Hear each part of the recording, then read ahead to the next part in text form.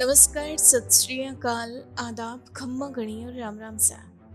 वर्कमॉप द्वारा शुरू की गई कहानियों की इस मुहिम में आज हम मुलाकात करेंगे शिव प्रकाश नायक से और जानेंगे इनकी लाइफ से जुड़े तमाम अनुभवों के बारे में।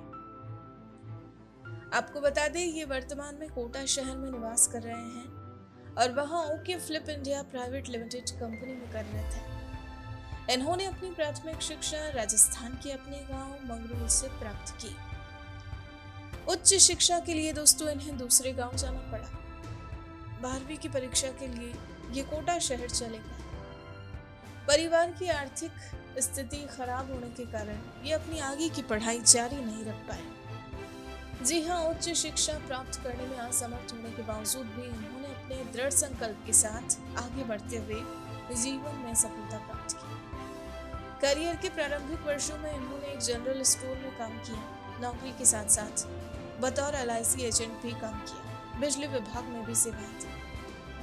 फिर LNT कंपनी में भी नौकरी की और ये सिलसिला यूं ही जारी रहा। कोविड के दौरान भी इन्होंने अपने प्रोडक्ट्स की ऑनलाइन मार्केटिंग की और इस मुश्किल दौर में भी अपने बिजनेस को रुकने नहीं दिया। इनकी हमेशा से ही यही मंशा रही कि ये अच्छा काम करे, हमेशा अच्छे लोगों की संगति में रहते हुए ये आज खुद को एक अच्छे मुकाम तक पहुंचाने में पूरी तरह सफल हो पाए हैं। और दोस्तों, इनकी सफलता की यही कहानी आज देश के कई युवाओं के लिए एक प्रेरणा बनी है। तो आइए इनकी सफलता की इसी कहानी के बारे में और विस्तार से जानने के लिए मिलते हैं सीधा इनसे और सुनते हैं पूरी कहानी इनकी अपनी जुबानी। मेरा नाम शिव प्रकाश नायक। मैं मांगरोल तहसील में मोगला गांव में मेरा जन्म स्थान है और अभी प्रेजेंट टाइम में कोटा राजस्थान में निवास करता हूँ। शिक्षा के बारे में मैं बताऊँ तो मैंने मेरे जन्म स्थान मोगला गांव में 5वीं क्लास तक मैं वहीं पर पढ़ा और 5वीं क्लास के बाद मैं वहाँ से हमारे गांव में पास में एक भटवाड़ा गांव है, तो 6 से 8 तक मैं वहाँ पर पढ़ा। उसके बाद फिर मैंने मांगरोल में 9th क्लास में एडमिशन लिया, तो 9th से 11th तक मैं मांगरोल में रहकर कमरा लेकर वहाँ पर पढ़ाई की मैंने। उसके बाद फिर मैं 12वीं में कोटा चला गया। कोटा मैंने महात्मा गांधी स्कूल में एडमिशन लिया रामपुरा में और साथ ही साथ में पढ़ाई के साथ साथ वहाँ पर एक किराने की दुकान पर भी काम किया करता था। उस दौरान में काम करते करते पढ़ाई करते करते मेरा रिजल्ट आया तो मैं 12वीं में सप्लीमेंट्री आई। हिस्ट्री में सप्लीमेंट्री आने के बाद मैंने उसकी सप्लीमेंट्री का पेपर दिया। पेपर के बाद में फिर मैं उसमें फिर से मैं फेल हो गया।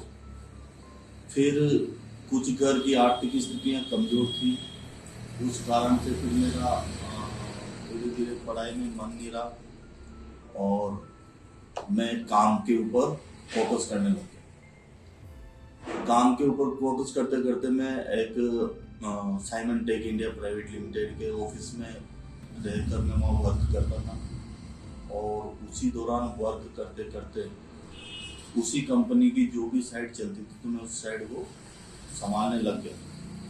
मैं उस टाइम पे यहाँ से रूठेई, गुना, आसाम, न्यू बोगाई गांव में इनमें मैंने इनकी साइमन टेक इंडिया की साइट संभाली। उसके बाद 2001 में मेरी शादी हो गई और शादी होने के दौरान ही मैं धीरे धीरे मेरे वर्क पे आया। मैं LIC एजेंट भी रहा करीबन साल भर तक, उसमें भी मुझे सफलता नहीं मिली और सफलता नहीं मिलने के कारण फिर धीरे धीरे मैं इलेक्ट्रिकल फील्ड में आया। इलेक्ट्रिकल फील्ड में मैंने कोटा से 2004 में स्टार्ट किया। स्टार्टिंग में मैंने मीटर लगाना स्टार्ट किया। पेटी कॉन्ट्रैक्टर बनकर मैंने उस काम को किया और धीरे धीरे मुझे एक कंपनी जो LNT बहुत बड़ी कंपनी है, तो उसमें उसके एक मैनेजर साहब से मेरी जान पहचान हुई और उन्होंने उस टाइम पे मुझे एक पैन कार्ड, आधार कार्ड के माध्यम से मेरा एक वर्क ऑर्डर तैयार किया और मैंने उस कंपनी में काम लिया। उस कंपनी में काम लेने के बाद में जो वो मेरा वर्क ऑर्डर आया कंपनी का, उसी वर्क ऑर्डर के माध्यम से मुझे फिर एक दूसरी कंपनी में फिर मैंने काम लिया, एबीबी लिमिटेड में। एबीबी लिमिटेड में मैंने करीबन 2 साल तक 12 राजस्थान में मैंने इलेक्ट्रिकल फील्ड का काम किया, RGGY प्रोजेक्ट। फिर वहाँ से मैं वापस कोटा ही रहता था। 1 साल तक मैंने कोटा में किसी की ज़मीन किराए पर लेकर के मैंने ज़मीन भी की। उसमें भी मैं निराश रहा ज़मीन में, वो भी मेरा सक्सेस नहीं हुआ। उसके बाद फिर मैं धीरे धीरे इलेक्ट्रिक फील्ड में आ गया था। एक कंपनी KEC इंटरनेशनल लिमिटेड में मैंने इंदौर में फिर से काम लिया, और इंदौर से मैंने करीबन 18 से 19 महीने काम किया, और लगभग मैंने वहाँ पर 66 लाख रुपए का काम किया। मेरा 18 महीने का जो टर्नओवर था वो 66 लाख रुपए था। मेरी सबसे बड़ी सफलता मुझे वहाँ से मिली थी। उस दौरान मैंने फिर एक मकान लिया। मकान लेकर के मैंने एक यहाँ से गाड़ी भी खरीदी, स्विफ्ट गाड़ी, और धीरे धीरे मैं आज उस बिजनेस को भी मैंने छोड़ दिया, क्योंकि एक इलेक्ट्रिकल फील्ड में मेरा हादसा हो गया था। एक लड़का चिपक गया था, जिसके ऊपर मैंने 3 से 4 लाख रुपए खर्चा करके उसको बचाया भी। उस दौरान में काम करते करते मेरा मन थोड़ा सा ऐसा हो गया कि यार इस किसी की जान चली जाती तो मेरे ऊपर वो हो जाता। मैं दुखी था उस टाइम पे। फिर मैंने इलेक्ट्रिकल फील्ड, वही मेरे पास जॉब था, उसके अलावा और कोई था ही नहीं। तो मैं उसके बाद में फिर मैं झारखंड भी गया। झारखंड भी कुछ टाइम मैंने काम किया। इधर से बनारस भी मैंने साल भर तक इलेक्ट्रिकल फील्ड का काम लिया। उसके बाद से फिर मैं धीरे धीरे एक नेटवर्क मार्केटिंग में मेरा मन लगा। नेटवर्क मार्केटिंग में मेरी पहली कंपनी थी, जिसका नाम था AWPL। अच्छा काम था, नेटवर्क मार्केटिंग मेरे को जम गया था। उसके बाद धीरे धीरे मैंने उस कंपनी में कुछ 2 साल तक मैंने काम किया, लेकिन सही तरीके से किसी कारणवश मुझे वहाँ से वो भी सफलता नहीं मिली। फिर मैं निराश था और चल रहा था, लेकिन जो मुझे आगे बढ़ना था और मेरे सपने थे, मुझे शुरू से मैं रहा कि मुझे मेरे जीवन में अच्छा काम करना है, अच्छे लोगों के साथ रहना है, अच्छे लोगों की संगति में रहना है। फिर मैं लास्ट मेरी अभी प्रेजेंट टाइम पे जो कंपनी है वो okay flip India private limited में मैंने अभी अगस्त 2021 में मैंने ज्वाइन किया, और यहाँ से मैं लगातार दिन प्रतिदिन मतलब आगे बढ़ता हुआ जा रहा हूँ, अच्छे लेवल पे हूँ। इस कंपनी के माध्यम से आज मैंने 12 डिस्ट्रिक्ट के अंदर मैंने एक मेरा पर्सनल ऑफिस भी बनाया हुआ है, और साथ ही साथ मैं यहाँ से खुद भी अच्छा काम कर रहा हूँ, और कई लोगों को मेरे साथ जोड़कर मैं उनको भी रोजगार देने की लगातार कोशिश कर रहा हूँ, और उन लोगों को भी पैसा दिला रहा हूँ।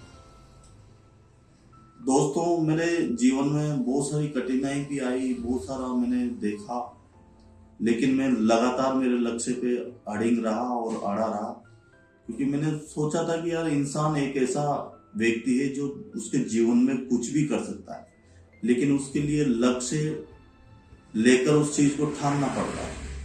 इन सब चीजों के बीच में कोरोना काल में भी मैंने नेटवर्क मार्केटिंग में था, कोई काम नहीं कर रहा था, और उस टाइम पे पूरी दुनिया घरों में बैठी हुई थी।